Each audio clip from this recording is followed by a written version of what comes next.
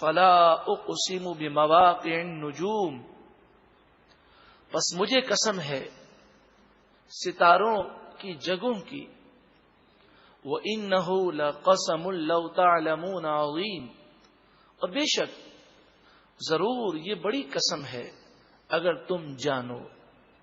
کائنات اس قدر وسیع ہے کہ اب جدید جو سائنسی تحقیق ہے اس کے مطابق سائنسدان اس بات کو تسلیم کرتے ہیں کہ 96%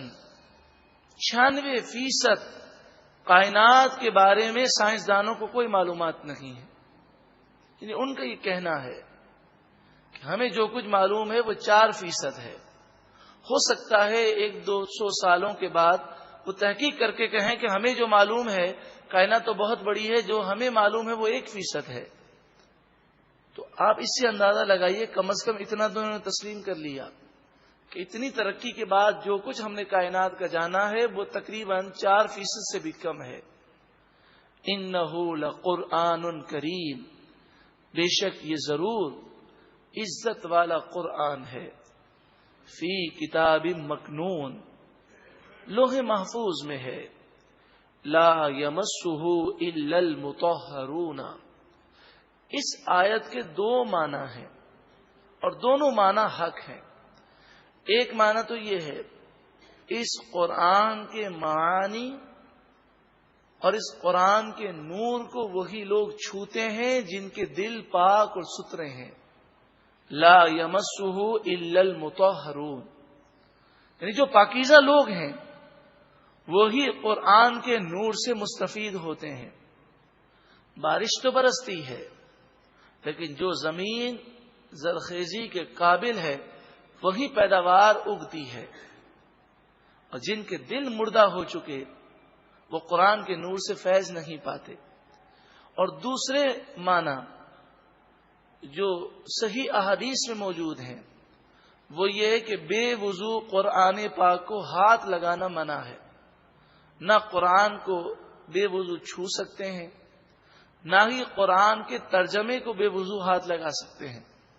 اسی لیے جب اخبار کا مطالعہ کیا جائے تو اخبار میں جس مقام پر قرآن کی آیت لکھی ہو یا اس کا ترجمہ لکھا ہو تو اس جگہ پر نہ تو بے وضو ہاتھ لگائیں نہ اس کے پیچھے ہاتھ لگائیں، تو دوسری طرف پیچھے اس کاغذ کے ہاتھ نہیں لگا سکتے۔ بے وضو کا یہ معاملہ ہے، اور جس پر غسل فرض ہو، یا وہ عورت کہ جو ان ایام میں ہو جس میں نماز پڑھنا منع ہے، تو ان ایام میں اور جس پر غسل فرض ہو اسے قرآن کا چھونا بھی منع ہے اور زبان سے پڑھنا بھی منع ہے۔ یہ تمام باتیں صحیح احادیث میں موجود ہیں۔ تنزیل من رب العالمین، یہ رب العالمین کی طرف سے اتارا ہوا ہے۔ افبہذا الحدیث انتم مدہنون، تو کیا اس بات میں تم سستی کرتے ہو اور نہیں مانتے؟ کس بات کی وجہ سے تم سستی کرتے ہو؟ جب اللہ رب العالمین کی یہ قدرتیں ہیں، جنت کا ذکر تم سن چکے، جہنم کا ذکر سن چکے، پھر تم جنت کے حاصل کرنے کے لیے کوشش کیوں نہیں کرتے؟ وَتَجْعَلُونَ رِزْقَكُمْ أَنَّكُمْ تُكَذِّبُونَ، اور تم نے اپنا حصہ یہ لے لیا ہے کہ تم جھٹلاتے ہو۔ اب جو شخص اللہ کی قدرتوں کو تسلیم نہیں کرتا اس سے فرمایا جا رہا ہے اگر تم بہت طاقت رکھتے ہو تو بتاؤ، فَلَوْلَا إِذَا بَلَغَتِ الْحُلْقُومَ، جب روح گلے میں آ جاتی ہے، وَأَنْتُمْ حِينَئِذٍ تَنْظُرُونَ، اس وقت تم مرنے والے کو بے بسی کے ساتھ دیکھ رہے ہوتے ہو۔ بڑے سے بڑا ہسپتال ہو، بڑے سے بڑے ڈاکٹر ہوں، اس وقت وہ آئی ایم سوری کر کے اللہ کی مرضی کہہ کر وہ خاموش ہو جاتے ہیں۔ کیا کوئی کسی کو مرنے سے بچا سکتا ہے؟ وَنَحْنُ أَقْرَبُ إِلَيْهِ مِنْكُمْ، اور ہم اس مرنے والے سے تمہارے مقابلے میں زیادہ قریب ہوتے ہیں۔ وَلَكِنْ لَا تُبْصِرُونَ، ہاں لیکن تمہیں سوجھتا نہیں ہے۔ فَلَوْلَا، ان کنتم غیر مدینین، تو کیوں نہ ہوا اگر تمہیں بدلہ ملنا نہیں مرنے کے بعد اٹھ کر، ترجعونہا ان کنتم صادقین، کہ اسے لوٹا لیتے، اس روح کو لوٹا لاتے، ان کنتم صادقین، اگر تم سچے ہو۔ بس اگر تم بے بس نہیں ہو، تم میں کوئی طاقت ہے، تم رب سے مقابلہ کرنے کی طاقت رکھتے ہو یا اللہ کے عذاب سے بچنے کی طاقت رکھتے ہو، تو صرف اپنی طاقت کو اس طرح آزما کر دیکھ لو، ترجعونہا، اس روح کو لوٹا دو، مرنے والے کو موت سے بچا کے دکھاؤ، ان کنتم صادقین، اگر تم سچے ہو۔ یہ موت ایک ایسی حقیقت ہے کہ چاہے کتنا ہی بڑا سائنسدان ہو، وہ بارش کے بارے میں یہ کہے گا کہ نہیں جناب یہ تو بخارات بنتے ہیں اور اس سے بادل بنتے ہیں اور یہ تو خود بخود گر جاتی ہے بارش، اور جناب یہ ہواؤں کا نظام تو یہ ٹیمپریچر کے فرق سے ہوتا ہے، اور جناب میٹھا پانی اوپر سے اس لیے آتا ہے کہ نمکین جو چیز ہے وہ بھاری ہے، وہ نیچے رہ جاتی ہے اور پانی ہی بخارات بن کر اوپر جاتا ہے۔ اس طرح کی وہ باتیں، ان تمام معاملات میں وہ تعویلات پیش کر دے گا۔ لیکن موت ایک ایسی حقیقت ہے جس کا کوئی انکار ہی نہیں کر سکتا۔ ساری دنیا میں ایک بات پر سب متفق ہیں کہ کوئی ہمیشہ زندہ نہیں رہ سکتا، ہر ایک کو فنا ہے، ہر انسان کو موت ضرور آنی ہے، اور پھر چاہے کتنا ہی اچھے سے اچھا علاج کیا جائے، چاہے کتنی ہی مشینیں لگا دی جائیں، چاہے وینٹیلیٹر پر مصنوعی سانس دیا جائے، لیکن کئی لوگ وینٹیلیٹر پر بھی موت کی تصدیق کرنی پڑتی ہے۔ مصنوعی سانس دینے کے باوجود بھی ایک وقت وہ آتا ہے کہ مشین اس کی موت کی تصدیق کر دیتی ہے۔ تو موت ایک ایسی حقیقت ہے کہ جو انسان کی بے بسی سمجھنے کے لیے کافی ہے۔ اب مرنے والوں کے 3 گروہ ہیں۔ ایک تو وہ ہے جس نے ساری زندگی اللہ کو راضی کرنے میں گزاری، فَأَمَّا إِن كَانَ مِنَ الْمُقَرَّبِينَ، بس بہرحال اگر مرنے والا اللہ کے مقرب بندوں میں سے ہے، فَرَوْحٌ وَرَيْحَانٌ، تو موت کے وقت اس کو راحتیں ہیں اور لذتیں ہیں، جنتی پھول، اور جنت کا وہ دیدار کرے گا، وہ جنت نعیم، اور جنت نعیم نعمتوں والے باغات کے لطف ہیں، اور اس کی روح ان نظاروں میں ایسے نکلے گی کہ اسے موت کی تکلیف کا ذرہ برابر احساس نہیں ہوگا۔ یہ کون لوگ ہوں گے؟ یہ وہ لوگ ہوں گے کہ انہوں نے گناہوں سے سچی پکی توبہ کر لی، اور پھر توبہ پر انہیں موت آئی۔ جب انسان گناہوں سے سچی پکی توبہ کر لے اور پھر یہ عزم کر لے کہ اب میں کبھی گناہ نہیں کروں گا، پھر وہ گناہوں سے بچتے ہوئے زندگی گزار رہا ہے اور اس عالم میں اسے موت آ جائے، تو اس کے نامۂ اعمال میں کوئی گناہ نہیں ہوگا۔ التائب من الذنب کمن لا ذنب لہ، گناہ سے توبہ کرنے والا ایسا ہے گویا کہ اس نے کوئی گناہ کیا ہی نہیں ہے۔ فَأُولَئِكَ يُبَدِّلُ اللَّهُ سَيِّئَاتِهِمْ حَسَنَاتٍ، یہی وہ لوگ ہیں، قرآن فرماتا ہے کہ اللہ تعالیٰ ان کے گناہوں کو نیکیوں سے تبدیل فرما دے گا۔ یہاں پر ایک ضروری مسئلہ سماعت کر لیں کہ جب ہم یہ باتیں سنتے ہیں تو جوش پیدا ہوتا ہے، آنکھوں سے بسا اوقات آنسو آ جاتے ہیں، رات کی تنہائیوں میں رو رو کر سچی پکی توبہ کرتے ہیں، عزم کرتے ہیں، پختہ نیت کرتے ہیں کہ اب کبھی گناہ نہیں کریں گے، لیکن کچھ عرصے کے بعد انسان کا دل بدلتا رہتا ہے، نفس و شیطان کے حملے ہوتے ہیں، ماحول، دوست، وہ اسے گناہوں کی طرف لے جاتے ہیں، اور اس کے دل پر جو خوف خدا کا غلبہ تھا، جب وہ توبہ کر رہا تھا تو اس وقت تو بڑا غلبہ تھا، اس وقت تو اس کی نیت ہی نہیں تھی کہ آئندہ کبھی گناہ کروں گا، مگر پھر بعد میں شیطان نے بہکا دیا وہ پھر گناہوں میں پڑ گیا. پھر چند دنوں کے بعد وہ قرآن و حدیث کے نور کو حاصل کرتا ہے اور کسی محفل میں آتا ہے, اس کا دل ہل جاتا ہے. اب خوف خدا سے وہ رونے لگتا ہے. اب توبہ کرنے لگتا ہے تو شیطان اس کے پاس آتا ہے اور اس سے کہتا ہے, دیکھ پہلے تو نے توبہ کی تھی, سچی پکی توبہ کی تھی, خوب رویا تھا, خوب اللہ کو راضی کرنے کے لیے دعائیں مانگی تھی, اور یہ تو نے پکا ارادہ کیا تھا کہ اب کبھی گناہ نہیں کروں گا, لیکن پھر چند دنوں کے بعد تو گناہوں میں پڑ گیا. یہ تو ایسا لگتا ہے کہ تو مذاق کر رہا ہے. اس طرح کر کے شیطان اسے توبہ سے دور کرنے کی کوشش کرتا ہے. یہ بات یاد رکھیں, شیطان کا بہت ہی خطرناک وار ہے. اس وقت شیطان کو یہ جواب دے کہ دیکھ, جب میں نے توبہ پہلے کی تھی یا اب میں توبہ کرنے لگا ہوں, میری نیت یہ نہیں کہ اب میں دوبارہ گناہ کروں گا. اب تو میں نے پختہ نیت کی ہے کہ انشاءاللہ اب میں گناہوں سے بچنے کی پوری کوشش کروں گا.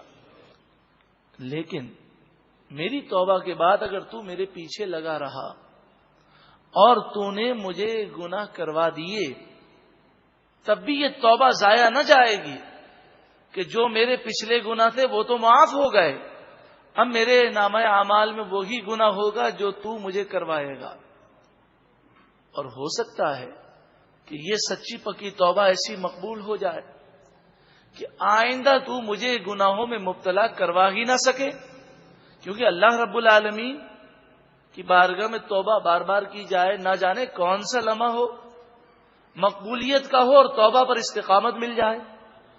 پھر اس سے تیسرا جملہ یہ کہے کہ اے شیطان مردود, توبہ کرنا میرا کام ہے, میں رو رہا ہوں, سچی پکی توبہ کر رہا ہوں, اس وقت میری یہ نیت ہے کہ اب کبھی گناہ نہیں کروں گا.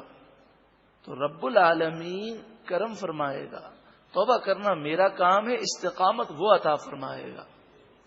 اور امام غزالی علیہ رحمہ یہ بھی فرماتے ہیں کہ شیطان کو یہ کہو کہ مردود, کہیں ایسا تو نہیں کہ میری موت کا وقت قریب آ گیا ہو, اس لیے تو مجھے توبہ سے روک رہا ہے کہ میں توبہ کروں اور پھر گناہ کی نوبت ہی نہ آئے, تو مجھے بہکا ہی نہ سکے اور توبہ کی حالت میں دنیا سے چلا جاؤں تو بلا حساب و کتاب جنت میں جاؤں گا. پھر اگر شیطان بہکا دے اور گناہ کروا دے, پھر جب ہوش میں آئے پھر توبہ کرے. امام غزالی علیہ رحمہ لکھتے ہیں کہ ایک شخص ایک گناہ کے لیے اس نے توبہ کی, پھر چند دنوں تک توبہ پر استقامت ملی, پھر شیطان نے اس سے وہ گناہ کروا دیا, پھر وہ رویا, پھر توبہ کی, پھر چند دنوں تک اسے استقامت ملی, لیکن پہلے سمجھیے 3 دن ملی ہوگی تو اب 7 دن مل گئی, لیکن پھر شیطان نے بہکا دیا, پھر اس نے توبہ کی, اب چند دن اور زیادہ استقامت مل گئی. اس طرح امام غزالی علیہ رحمہ فرماتے ہیں 100 مرتبہ اس نے توبہ کی, اور 100ویں مرتبہ اس نے توبہ کی تو اللہ کی بارگاہ میں وہ توبہ ایسی مقبول ہوئی, ہمیشہ کے لیے اللہ تعالیٰ نے اسے شیطان سے محفوظ کر دیا. تو توبہ کرنے سے کبھی سستی نہیں کرنی چاہیے, مگر یہ ضروری ہے کہ جب توبہ کریں اس وقت یہ پکا ارادہ ہو کہ اب گناہ نہیں کروں گا. یہ نہیں کہ فجر کی نماز قضا ہو گئی, توبہ توبہ استغفر اللہ نعوذ باللہ من ذالک, اور پھر دل میں یہ ہو کہ فجر کی نماز کل بھی تو قضا ہی کرنی ہے. فلم دیکھنے کے بعد توبہ توبہ کرے اور دل میں نیت ہو کہ ابھی 2 گھنٹے کے بعد جو فلم آئے گی وہ بھی دیکھنی ہے, تو یہ توبہ قبول نہیں ہوتی. خوف الہی کا غلبہ ہو اور یہ عزم ہو کہ اب گناہ نہیں کروں گا, پھر وہ بچنے کی کوشش کرے لیکن شیطان بہکا دے تو پھر توبہ کرے. اس طرح وہ کوشش کرتا رہے, نفس و شیطان سے مقابلہ کرتا رہے, اللہ رب العالمین اس پر کرم فرما دے گا, اور ایک وقت وہ آئے گا کہ نفس و شیطان مغلوب ہو جائیں گے اور یہ غالب آ جائے گا. وَأَمَّا إِن كَانَ مِنْ أَصْحَابِ الْيَمِينِ, اور بہرحال اگر مرنے والا دائیں ہاتھ والوں میں سے ہے, فَسَلَامٌ لَكَ مِنْ أَصْحَابِ الْيَمِينِ, تو تجھے سلامتی ہے دائیں ہاتھ والوں کی طرف سے, یا اے دائیں ہاتھ والوں، تمہیں رب کی طرف سے سلامتی عطا کی جاتی ہے۔ وَأَمَّا، اور بہرحال، ان کان من المکذبین الضالین، وہ مرنے والا، جھٹلانے والا، گمراہ ہے، گناہ گار ہے، گناہوں کی وجہ سے ایمان برباد ہو گیا، اللہ ناراض ہے۔ فَنُزُلٌ مِّنْ حَمِيمٍ، تو اس کی روح جب نکالی جائے گی تو اس قدر اسے تکلیف ہوگی کہ اگر فرشتے اس کے ایک ایک ذرے پر اور جسم کے ایک ایک روئے پر وہ قابو نہ رکھیں تو یہ چیخ و پکار کرتے ہوئے جنگلوں میں بھاگ جائے۔ فَنُزُلٌ مِّنْ حَمِيمٍ، اس کی مہمان نوازی کھولتے ہوئے گرم پانی سے ہوگی۔ وَتَصْلِيَةُ جَحِيمٍ، اور بھڑکتی آگ میں دھسانا، داخل کرنا ہے۔ إِنَّ هَذَا لَهُوَ حَقُّ الْيَقِينِ، بے شک یہ ضرور حق الیقین ہے، بالکل یقینی اور سچی بات ہے۔ 3 گروہ میں لوگ تقسیم ہوں گے، اس میں کوئی شک اور شبہ نہیں ہے۔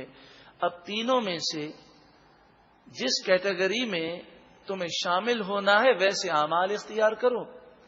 فسبح بسم ربک العظیم، پس تم اپنے رب کے عظیم نام کی پاکی بیان کرو۔ سورہ واقعہ مکمل ہوئی۔ اے مالک و مولا، ہمیں اس سورہ مبارکہ کی ساری برکتیں عطا فرما۔ اے کریم پروردگار، ہمیں سابقون مقرب بندوں میں شامل فرما۔ اے مالک و مولا، ہمیں نفس و شیطان کے ہر وار سے محفوظ فرما۔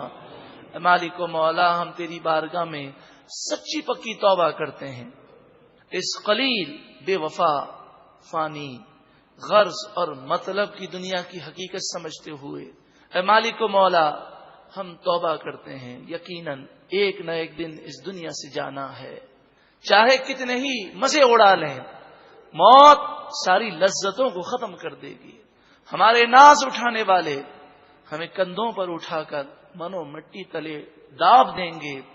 مالک و مولا، آج ہم سچی پکی توبہ کرتے ہیں، ہماری توبہ کو اپنی بارگاہ میں قبول و منظور فرما۔ یا اللہ، ہم گناہوں سے نفرت کرتے ہوئے یہ عزم کرتے ہیں، یہ ارادہ کرتے ہیں، آئندہ گناہوں سے بچنے کی پوری کوشش کریں گے۔ اے مالک و مولا، تو ہمیں استقامت دے دے، تو نفس و شیطان کے وار سے بچا دے، تو ہمیں نفس و شیطان کے وار سے محفوظ رکھ۔ اے مالک و مولا، ہمیں توبہ پر استقامت دے دے۔ یا اللہ، ہر وقت تیرے خوف سے ہمارا دل لرزتا رہے، ہمیں گناہوں سے نفرت دے دے، گھن دے دے، گناہ کرنا ہمارے لیے مشکل کر دے، نیکی کرنا ہمارے لیے آسان کر دے، نیکیوں میں سکون دے، لذت دے، نیکیوں سے پیار دے دے۔ اے مالک و مولا، تو کرم کر دے، ہمیشہ کے لیے ہمیں نیک اور پرہیزگار بنا دے، اور ہمیں ایمان کی سلامتی عطا فرما۔ جنت الفردوس میں محبوب کریم صلی اللہ علیہ وسلم کا پڑوس ہم سب کو عطا فرما۔ وصلی اللہ تعالی علی خیر خلقہ ونور عرشہ محمد وعلی آلہ وصحبہ اجمعین۔